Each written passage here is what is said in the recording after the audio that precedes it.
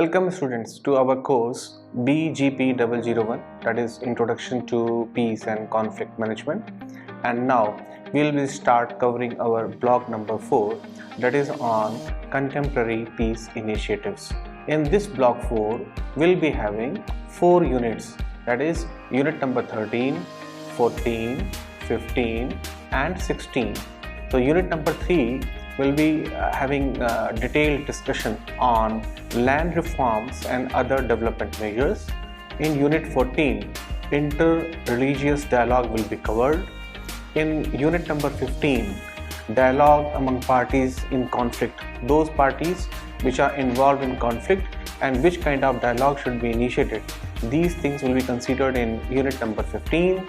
And finally, the last unit of this entire course of BGP001 will be unit number 16, that will be concentrating on individual initiatives in resolving conflict situations.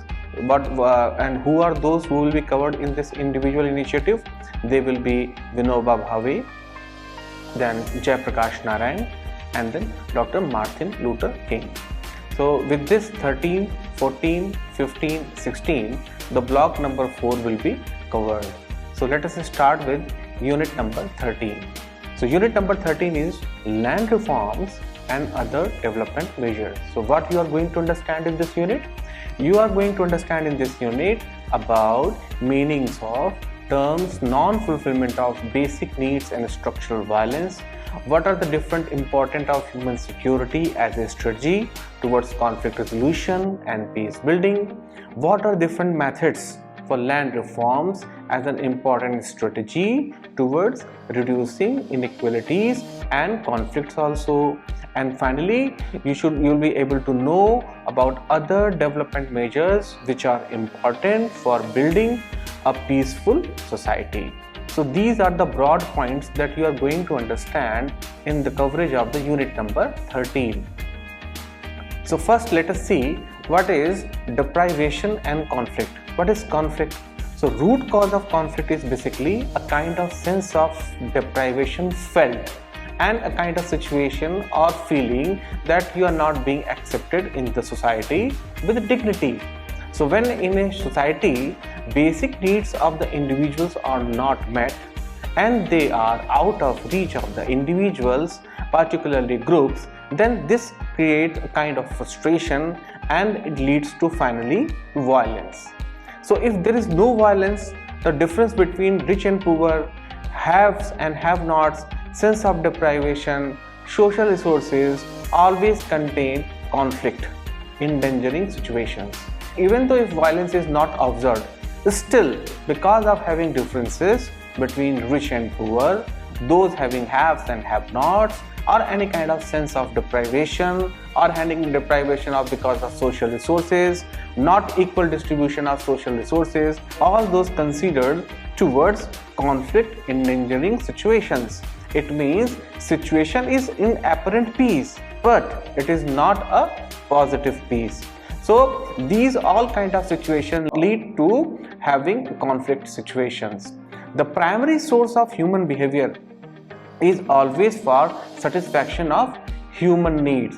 All of you must have read about Maslow's need hierarchy theory. In that need hierarchy theory, it was illustrated that there are different levels of need, and actually satisfaction of the basic level of need, any individual is motivated towards achieving the next level of need. So primary source of human behavior is always towards satisfaction of basic human needs, and these needs have to be satisfied in a social context, means a kind of social or esteem needs.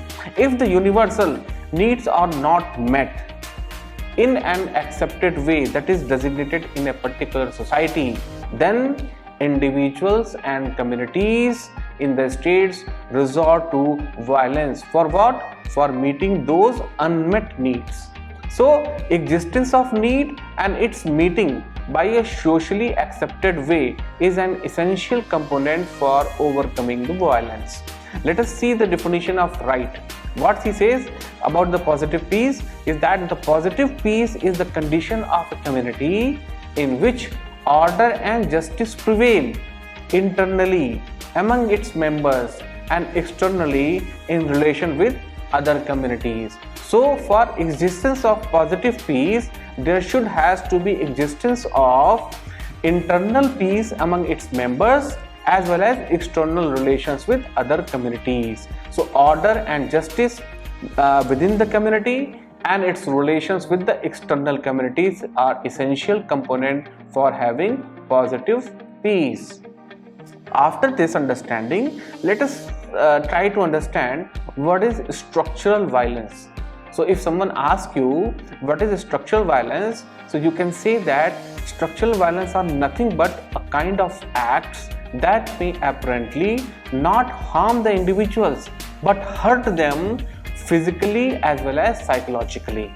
It may work on the body and soul both, and such violence is known as structural violence. So all those acts which apparently does not appear to harm any individual but may hurt them in physical manner as well as psychological manner. So violence arises out of these situations are generally known as structural violence. The structural violence is caused by socio-political structures, decisions that lead to deprivation of the people of their dignity or equality, and which may create problem for assessing their basic needs, which are very necessary for fulfilling their full potential in the life. So structural violence are generally caused by those socio-political structures and decisions which lead to deprivation of the people from their basic dignity, equality, and create hurdle in accessing their respective basic needs, through which they can fulfill their full potential in the life. Structural violence are not physical. They create circumstances for direct violence and conflict. So we can say that it is not direct, but rather it is an indirect situation creation which leads to a kind of circumstances creation which can lead for direct violence and conflict. So structural violence generally creates a situation or circumstances which can lead for direct violence and conflict. Now the next topic that we are going to understand is human security and conflict management. So what is human security?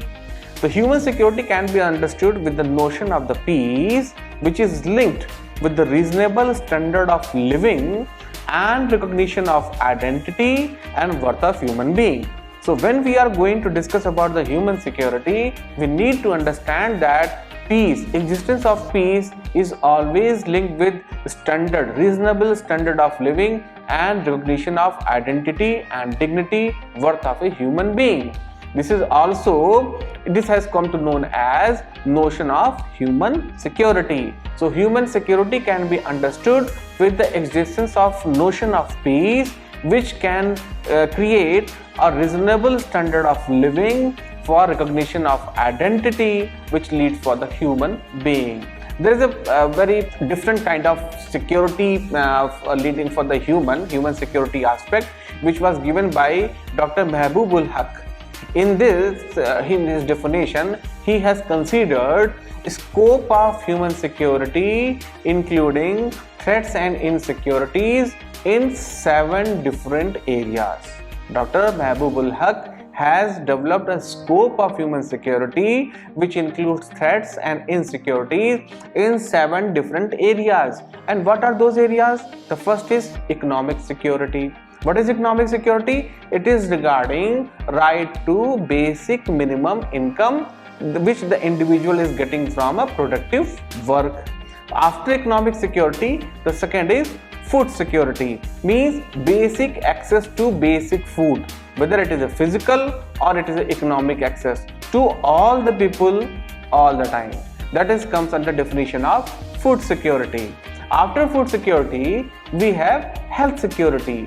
Under health security, every citizen has right to a minimum protection from dangerous diseases and unhealthy lifestyle. It's a kind of obligation from the state to have minimum protection for its people, for its citizens from dangerous diseases and unhealthy lifestyle. After this, the fourth security is environmental security. In environmental security, it is about protecting people from chronic ravages of nature and bad effects of abuse of nature like pollution or degradation of nature. The pollution can be from the air pollution, noise pollution, water pollution, and degradation of the nature. Exploitation of the nature. Degradation of nature is over exploitation of the nature, which can create problem towards environmental security. After this, there is personal security. In personal security, a kind of right or protection from physical violence from stronger people and groups, including the state. Then community security. Under community security, protecting the citizen from disorders arising from loss of traditional relationship and human values. Then finally comes your political security. Political security is about people's establishing to enjoy basic and fundamental human rights necessary for decent living. We can see the example of our Constitution of India, which gives fundamental rights to its citizen of India, basic fundamental rights. So that comes under a kind of political security. So all these 7 areas that we have discussed, this is about 7 different security scenario scope for the human security. So it was political security, community security, personal security, environmental security, health security, food security, and economic security. After having basic understanding about human security, let us now move to land reforms. What is land reform? As we all understand that land is an important economic and cultural significance to rural communities, rural people, particularly indigenous and tribal people, from whom cultural identity and survival is linked with their relationship with ancestral territories, means the respective areas where they have been living from ages. So because of any greed or grievances, land conflicts generally do happen and they cause serious social dislocation. They suspend or destroy income opportunities for the indigenous people. They create food insecurity. They damage the environment, and at some time, because of all these combined effect, they can lead for serious violence. So for overcoming all those violence or related situations, land reform measures have been taken by the state. So what is land reform measures? Land reform measures are all those methods, measures and process through which one need to help the poor, marginalized, landless farmers in developing direct contact with the state, in getting tenancy rights with security of tenure and regulated rents, and improving the land ownership, its size or methods of cultivation. So all these together make land reform measures. What are the land reform measures? All those measures, methods which are directed towards helping the poor, marginalized, landless farmers. For what? For connecting a direct contact with the state. How? For getting tenancy rights, for security of tenure, regulated rents for their agricultural land, improving the land ownership, and the methods of improvements of methods of cultivation. Along advancement in the field of agriculture or cultivation also comes under the domain of land reform measures. So what are the objectives of the land reforms? So basic objectives of land reforms, especially in India, which were introduced after the independence, it was towards removing all those impediments or hurdles for increasing in agriculture production from the agrarian structure inherited from the past, and for eliminating all forms of exploitation and social injustice involved in agrarian system, and to provide security to the titular of the soil, the owner of the land, and assure equality of status and opportunity for all those sections which are comprised part of the rural population. So these are the basic objectives of the land reforms which were introduced in the country, especially after independence. So what are those land reforms methods? Means how we reform the land, what are those methods and measures? The first is abolition of intermediaries, no middleman.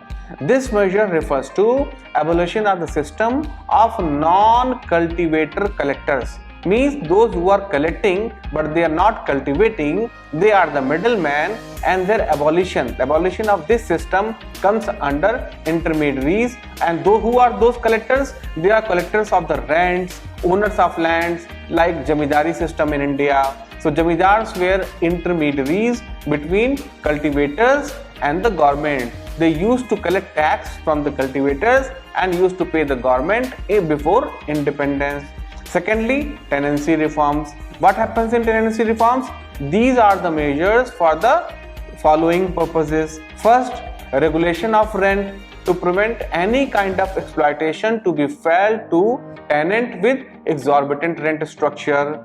Then, security of rent to guarantee permanent rights to tenants because of landlord's right to resume minimum holding for his personal cultivation within a limited time. And finally, to permit tenants a kind of acquiring the ownership of their respective land on payment of moderate compensation to landowners spread over a period of years as decided in the respective tenancy laws.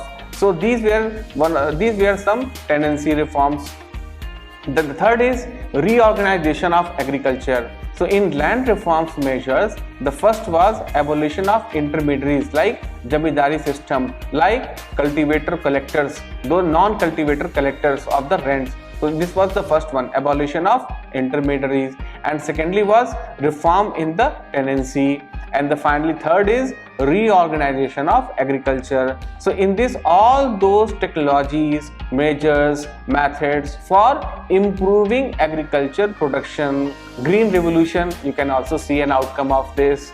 So this is regarding redistribution of land on grounds on equity and efficiency, consolidation of holding for convenience and efficiency, and cooperative farming to get the benefit of economies of scale. All these measures were towards reorganization of agriculture, which we have seen as a result of that green revolution in the country in a form of production of agriculture. So with this, we move to the next topic, that is what are those other development measures besides land reforms. The first is food security. It refers to providing access to the people, especially poor, who are below poverty line, to have adequate food which can lead to sustainability of a normal life. The food security is also meant that people, especially poor, have ability to pay in terms of their purchasing power, for which they can purchase the required quantity and quality of food. But in the different means, we want to say that we need to have required quantity and quality of food in terms with the purchasing power of the needy. Then it is a known concept of food security. So when the food security is not there, it will lead to disastrous consequences for all those poor and deprived people and society, even at the international level. Bad image for a particular country or the state where people are deprived of their food security.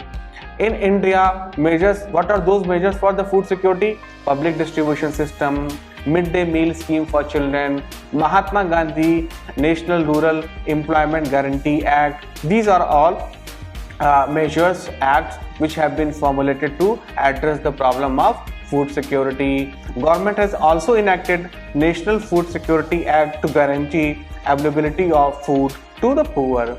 After this, the next one is economic security. A dignified living needs of reasonable income comes under economic security, and assured such income also becomes a part of economic security. And when the economic security is possible, it is possible only with productive and remunerative work. Means one has to create productive and remunerative work environment by, in simple words, a kind of gainful employment. Among the most essential elements of the development will come under the domain of economic security. After economic security, gender security. Any development strategy which is directed towards getting meaningful needs to sensitize towards the empowerment of women is and also the marginalized section of the society, members of marginalized section of the society comes under the domain of gender security. So how this is to be achieved? A state or the country need to create policies and schemes for their education, participation, access, and overcoming the women from their respective poor condition, especially the rural women, in getting the employment and earning.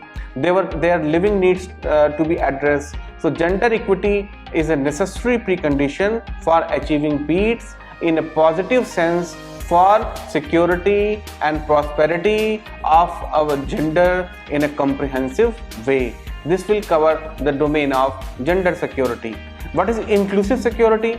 So widespread inequalities which is spread in any society, whether it is between individuals or groups or communities or regions or gender, it is basically amongst one of the root causes for social conflicts and violence.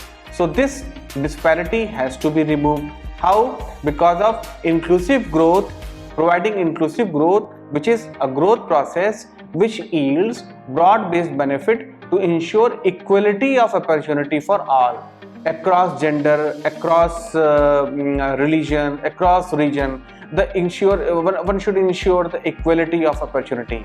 The United Nations Development Program has defined inclusive growth as the process and outcome where all groups of people have participated in an organization of growth and have benefited equitably from it.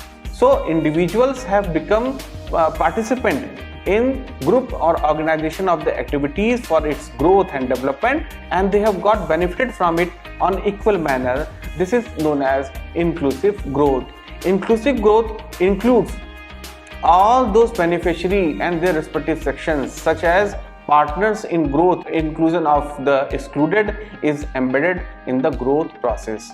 So all the above mentioned measures of security in one way or a different way of the vision of human security, which is essential for a meaningful and sustained peace at all the levels of society, as well as international, national, local, or even household level. So what we have understood is that all the above measures are directed towards security in one way or other way towards enlightening the vision of human security, which is essential. Why it is essential? It is essential for meaningful and sustained peace. So human security, existence of human security, vision of human security is essential for having meaningful and sustained peace at all the level, national level, international level, local level, or even at the household level. So with this we are summarizing the unit number 13, that what we have covered in the unit number 13. In the unit number 13, first we have understood about what is deprivation and what are the reasons for the conflict.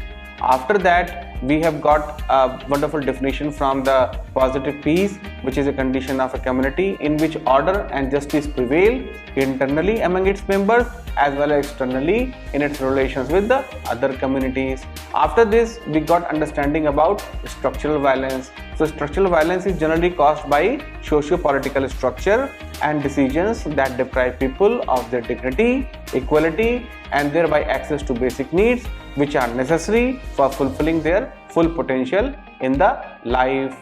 Structural violence are not physical, they create circumstances for direct violence and conflict.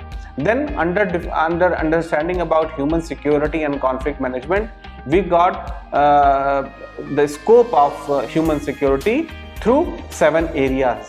The first was economic security, then food security, after that health security, then environmental security, then personal security, then community security and political security.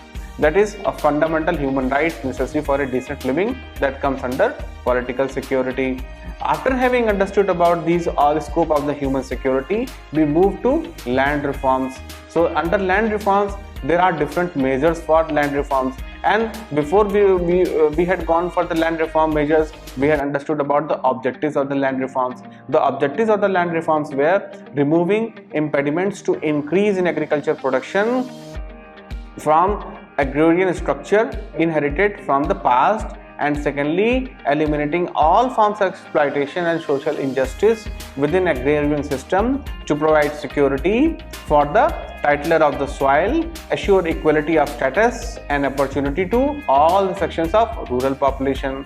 After having understood about the objectives of the land reforms, we went for our insightful understanding about what are the different land reform methods.